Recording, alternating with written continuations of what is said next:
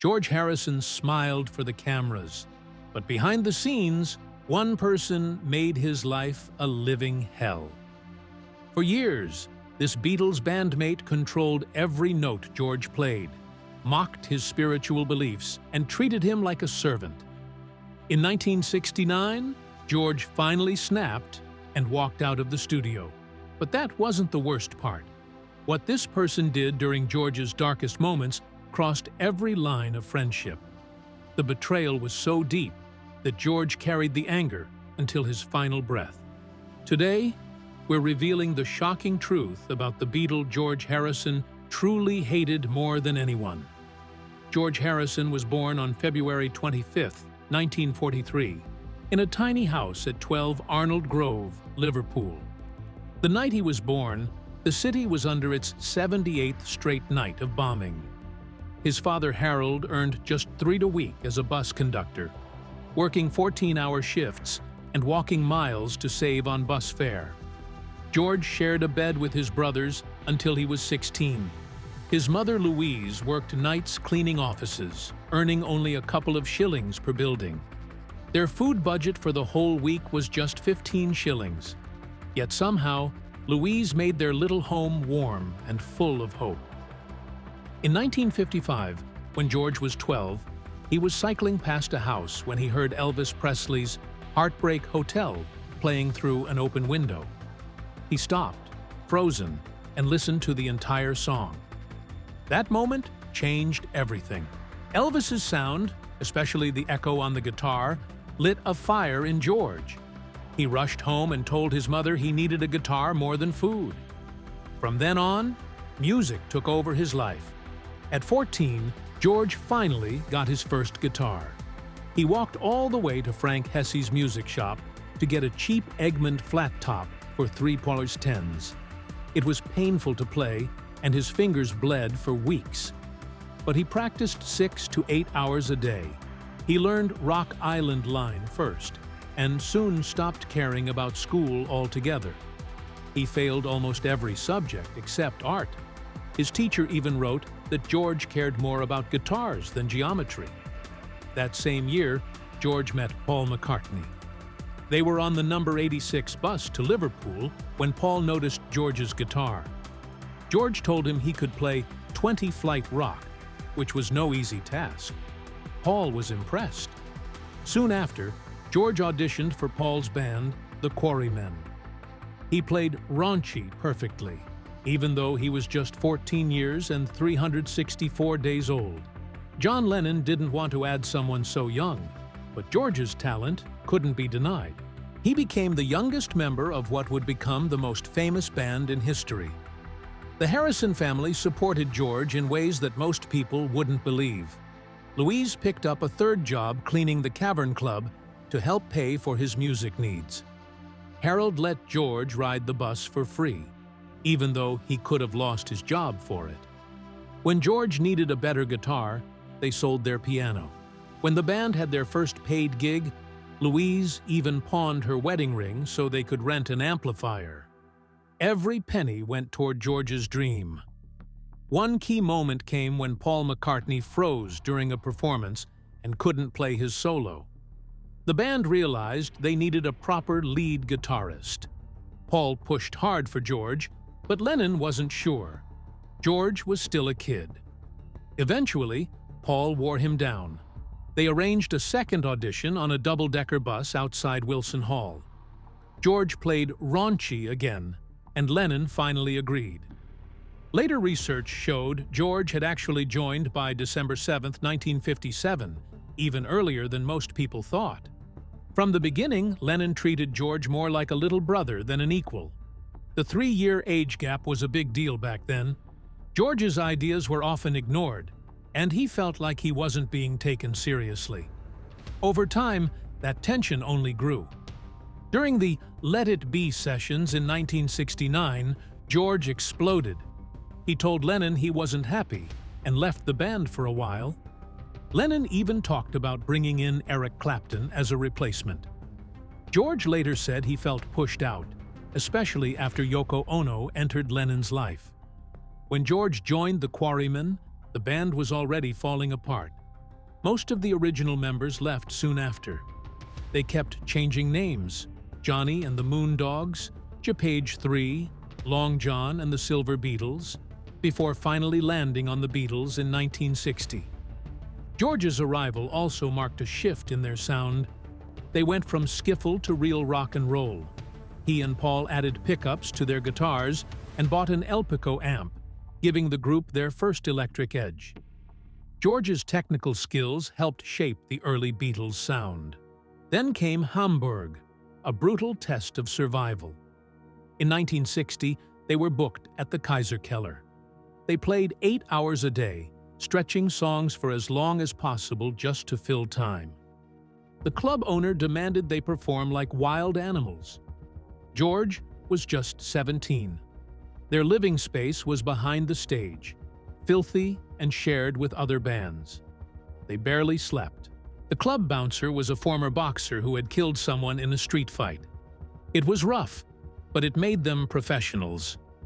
George played at the Star Club in 1962, performing every night in front of huge crowds, learning what it meant to survive in music.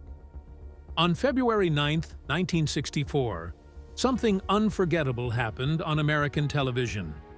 73 million people tuned in to watch the Beatles perform on The Ed Sullivan Show. That was over 60% of every TV turned on in the country that night. CBS had received 50,000 ticket requests, even though the studio only had 728 seats. Back in 1957, Elvis Presley's debut only brought in 7,000 requests.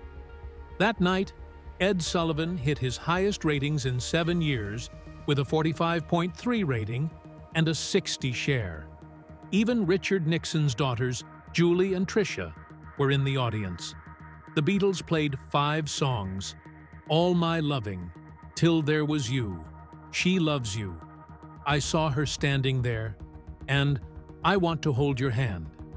As they sang, each of their names appeared on the screen. When John Lennon came up, the text read, "Sorry girls, he's married." That moment didn't just entertain. It set off Beatlemania across America and launched what would be known as the British invasion. It changed pop culture forever. A few months before that big moment, George Harrison had already taken his first step toward songwriting. It was August 1963. He was stuck in bed with an illness at the Palace Court Hotel in Bournemouth. A doctor told him to rest and gave him tonic. Bored and with nothing to do, Harrison picked up a tape recorder and began messing around. He later said it was just to see if he could write a song at all. That effort became "Don't Bother Me." In one surviving recording, he's heard working on the bridge and whistling the melody because the words weren't ready yet. A journalist from Liverpool, Bill Harry, said he'd pushed Harrison to write something. Harrison had snapped back, "Don't bother me," and that line became the song title. Years later, Harrison said the song wasn't very good and might not even count as a real song, but it proved something important. It showed him he could write, and he just needed to keep trying. The track appeared on With the Beatles later that year and marked the first time George contributed a song to a Beatles album. But even after that, Harrison hit a wall. While John Lennon and Paul McCartney were writing almost every song on each album, George was often limited to just 2 songs per record. From 1965 on, this rule stayed in place. It created tension that built up for years. In 2021, Paul admitted there had been an unspoken rule. He and John had made an early agreement that they would be the ones writing songs. Paul said, "We never said, let's keep George out of it." But it was implied. George found it hard to get the band to even record his songs. Lennon, McCartney, and their producer George Martin didn't fully respect his work until near the end of the Beatles' run. It wasn't until 1969 that Paul finally said, "Now this year his songs are at least as good as ours." Media attention didn't help either. Each Beatle was given a label. Lennon was the smart one. Paul was the cute one. George was the quiet one. Ringo was the lucky one. That's how the public saw them. From 1964 to 1970, the Beatles had the top-selling single in America 1 out of every 6 weeks, and the top-selling album 1 out of every 3 weeks. They were the first pop group since Buddy Holly to release a full album of original songs when A Hard Day's Night came out in July 1964. But the fame mostly centered on John and Paul. Their names were in every headline, and their partnership was what people talked about. George's role, even though it shaped the band's sound in huge ways, often got overlooked. Around 1965, the pressure and limitations began to wear on him. That same year, he started experimenting with Indian music and also had his first LSD trip. In March, the Beatles met Swami Vishnu Devananda and were given a copy of The Complete Illustrated Book of Yoga. Later that summer, during a visit to Elvis Presley, Harrison learned about Yogananda, though he didn't take much interest at first. But by the end of 1966, things had changed. He was reading Vivekananda and Yogananda more seriously. He wasn't just curious, he was looking for something deeper. In summer 1967, he and John spent hours chanting the Hare Krishna mantra while on LSD in Greece. By August, all 4 Beatles went to see Maharishi Mahesh Yogi, which led to their famous trip to Rishikesh in 1968. For George, these weren't just spiritual hobbies. They were a way to deal with the pressure and find peace when he felt invisible within the band. In April 1965, while filming Help at Twickenham Studios, Harrison had a moment that changed everything. In one scene, Indian musicians were playing in the background. While everyone waited between takes, George picked up a sitar out of curiosity. He thought the sound was strange, but something about it stuck with him. Around the same time, bands like the Yardbirds and the Kinks were releasing songs with Indian-style influences. But George took it further. While the rest of the band was getting high during filming, George was focused on something else. He was finding a sound that no other guitarist had. The sitar would become his signature. A year later, in June 1966, Harrison met Ravi Shankar at the home of Ayana Deva Angadi. It wasn't just a friendly meeting. Within 3 months, George and Ravi had both cleared their schedules to travel across India together for 6 weeks. Usually, students had to wait years to learn from Shankar, but he agreed to teach George almost right away. Shankar said George asked questions constantly and seemed deeply interested in both Indian music and religion. At first, Ravi thought the sitar part on Norwegian Wood sounded strange, but he realized George wasn't just playing around. Their connection felt like fate. On October 12, 1965, George recorded that sitar part for Norwegian Wood.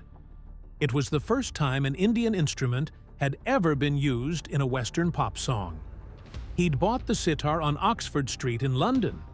It came from a music shop in Kolkata. George said it happened quickly. He found the right notes, they fit the song, and that was it. That simple moment changed the direction of rock music.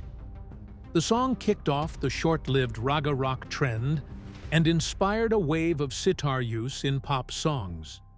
Years later, that same sitar was sold at auction for $62,500. The bidding had started at $50,000.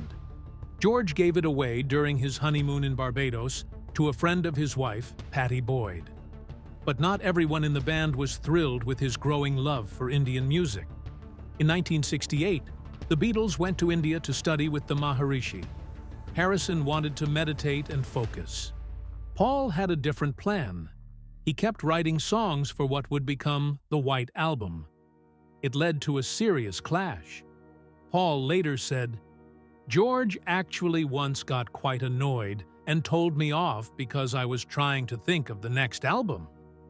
George fired back, "We're not here to do the next album. We're here to meditate." That moment showed the deep difference between them. Paul liked to work non-stop. George waited for inspiration. Paul thought George's spiritual focus might be risky, or even a little silly. George thought Paul didn't understand what really mattered. George Harrison was always called the quiet Beatle. But behind that quiet image was a storm brewing for years. In 1966, George finally got his moment.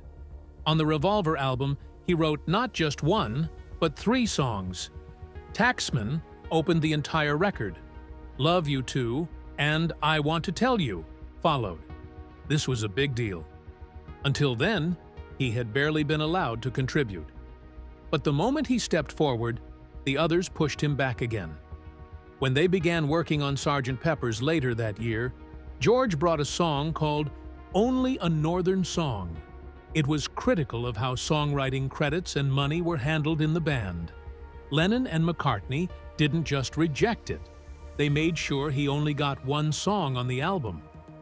Paul later said George just didn't show much interest. But that wasn't the truth. George was shut out. He later called the whole album experience boring. He ended up recording Within You Without You alone. Literally. He was the only Beatle in the studio that day. Indian musicians came in to help, but not John, not Paul, not Ringo. Even when the track was finished with strings added by George Martin, the others still didn't bother to show up. It was the first time a Beatles song had been created without any involvement from the rest of the band. Lennon later said it was one of George's best songs, but at the time, he hadn't even cared enough to attend. Paul's attitude made things worse. He openly made fun of George's interest in Indian music and spirituality. George was diving deep into Hinduism, reading Vedic texts, and learning the sitar. Paul would roll his eyes, crack jokes, and leave the room during George's sessions. George felt mocked. He once said they didn't even try to understand what he was bringing. That hurt deeply. It wasn't just music anymore. It was spiritual. And they treated it like a joke.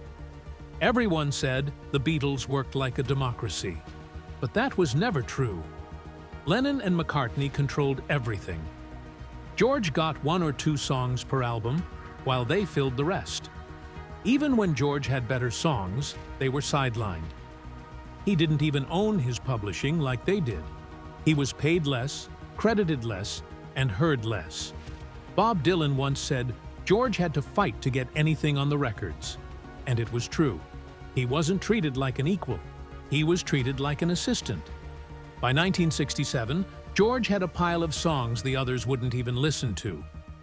All Things Must Pass was one of them. He brought it to the Let It Be sessions. Lennon and McCartney laughed it off, said it didn't fit. That same session was full of tension. George even gave the song to Billy Preston at one point, just to get it away from them. When he released it himself 3 years later, it became a classic. So did My Sweet Lord and Isn't It a Pity? Even Not Guilty, which they attempted over 100 times before giving up. Those songs proved he had been right all along. Then came the breaking point. On January 10, 1969, George walked out. Cameras were rolling at Twickenham Studios. The band was rehearsing Get Back. Paul kept nitpicking his guitar playing. It wasn't new. George had taken it for a week. But that day, something snapped. He left without making a scene. Just said he was done. Later that night, he wrote in his diary like it was a normal day. Went home. Recorded another song. 8 chips. 4 days earlier, he had reached his limit on camera. Paul had been telling him how to play, again. George just looked at him and said calmly, "I'll play whatever you want me to play, or I won't play at all." That moment, filmed and archived forever, showed just how much he had been pushed. It wasn't angry. It was resigned. That's what made it so powerful. That same night he quit, George went home and wrote Wah Wah. The title meant 2 things. It was a guitar effect, but it was also a headache. That's how he described the band. He recorded it for his solo album. Loud, sharp, confident. He didn't even offer it to the Beatles when he came back 5 days later. Instead, he gave them I Me Mine. He had decided. The best of his songs would be for himself. At home, things were no better. His wife, Pattie Boyd, said George would come back from the studio angry and miserable. The arguments were constant. She saw how much it changed him. She said George didn't even like Paul's personality. They barely spoke. He was trying to find peace through spirituality, but the Beatles were tearing him apart. When he agreed to return, it was only after serious conditions. He made them move sessions from Twickenham to Apple Studios. He canceled the planned live TV concert. And most importantly, he demanded more chances to contribute his songs. They had to promise. It was humiliating. John even joked they'd just get Eric Clapton if George didn't come back. That hurt. But he came back anyway, because he still cared. At least for a little while. But nothing really changed. The damage was done. One of the most painful moments came during the recording of Hey Jude. George tried to add guitar riffs after Paul's vocal lines. Paul told him to stop, said it didn't fit. George stayed silent, but later Paul admitted it was insulting. He said George was one of the greats, and he still had to tell him to back off. That's how far things had fallen. Then came Maxwell's Silver Hammer. Paul loved the song. The others hated it. They spent 4 days recording it. 16 takes on the first day alone. John skipped the sessions. Ringo called it the worst recording experience of his life. George said it was fruity and awful, but they did it anyway, because Paul wanted it. Finally, in late 1969, George got a win. His song Something was released as a double A-side with Lennon's Come Together. It was the first time George had ever received equal billing. He told a reporter, "Big deal, eh?"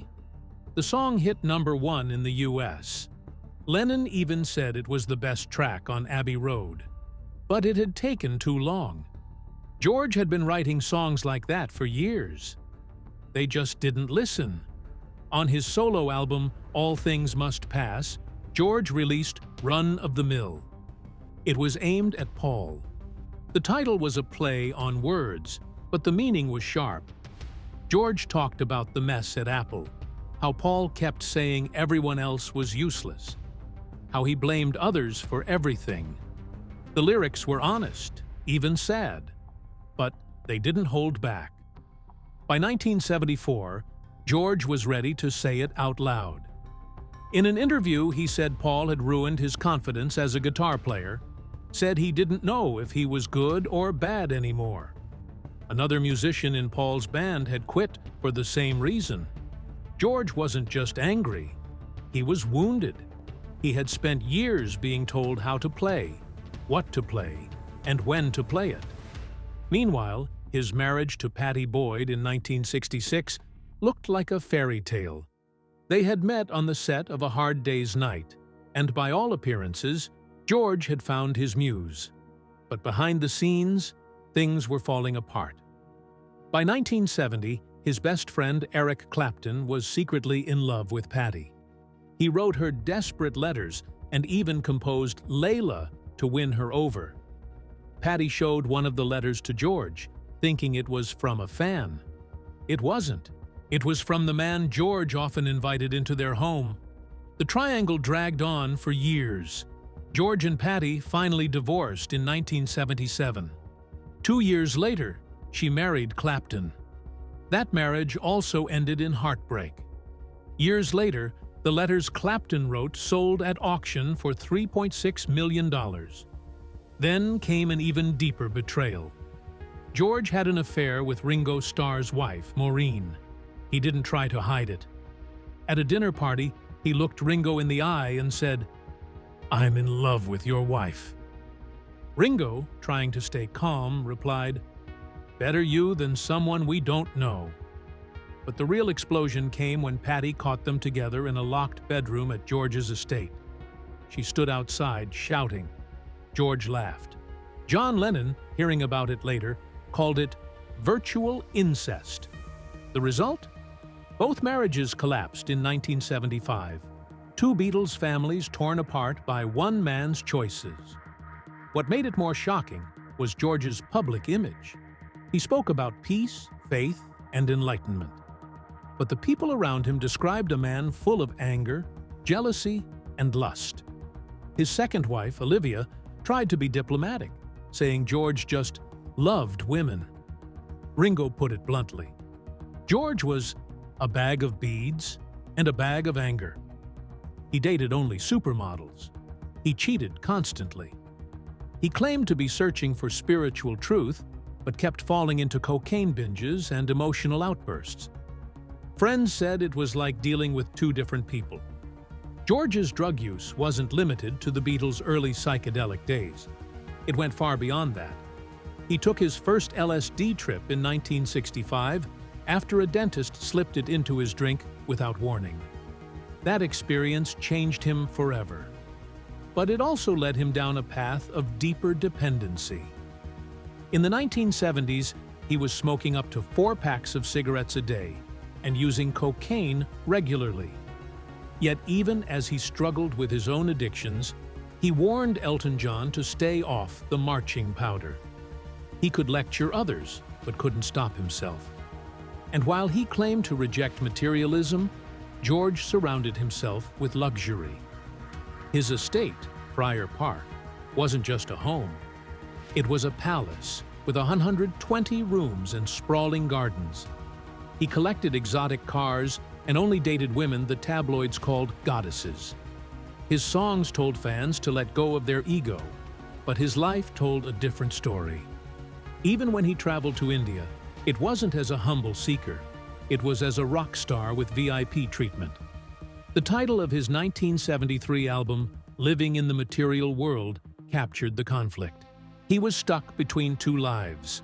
But just when people started to see him as a hypocrite, George pulled off one of the greatest musical comebacks ever. In 1970, he released All Things Must Pass, a triple album that didn't just do well, it crushed the charts. It hit #1 in both albums and singles. Lennon and McCartney couldn't match that at the time. The album sold millions, earned gold and platinum certifications, and critics called it the war and peace of rock and roll. George had been limited to 2 songs per Beatles record. Now he was proving he could carry 3 albums by himself. He didn't stop there. In 1971, George joined John Lennon on the song How Do You Sleep, a brutal attack on Paul McCartney. George's slide guitar cut through the track as John tore into Paul's ego and music. Even Ringo showed up during the session and tried to calm them down. But George stayed, playing through the tension. He later said it was a strange time, full of intense feelings. The public didn't just hear the feud, they could feel it in every note. That same year, George organized something no rock star had ever done before, a massive benefit concert for a foreign crisis. The concert for Bangladesh was held at Madison Square Garden with 2 sold-out shows and a total of 40,000 people in the crowd. The lineup included Bob Dylan, Eric Clapton, Billy Preston, Leon Russell, and even Ringo. Paul McCartney refused to attend. George raised nearly $12 million by 1985 through album and film sales. It was the first concert of its kind and showed the world that George wasn't just a songwriter. He could move mountains for a cause. But behind the scenes, the Beatles were collapsing into legal war. When McCartney sued the others in December 1970, Harrison, Lennon, and Starr united to fight back. They submitted affidavits insisting the band could still go on. It was a strategic lie. They knew it was over, but they didn't want Paul to win outright. The court sided with McCartney. The band's assets were frozen and eventually divided. Harrison had chosen his side, and it wasn't Paul's. Years later, the wounds still hadn't healed. At the 1988 Rock and Roll Hall of Fame induction, Paul didn't show up. Ringo had reportedly had too much to drink. That left George to accept the honor alone. His speech tried to smooth things over, saying they all loved John and Paul. But the message was clear. The Beatles were honored as legends, but still broken as friends. Then came the night everything changed. George passed away on November 29, 2001, in that house. He was 58 years old. His last words to the world came through Olivia and Dhani. Everything else can wait, but the search for God cannot wait. That had always been George's true calling. Through all the drama, all the heartbreak, and all the contradictions, he never stopped trying to find peace.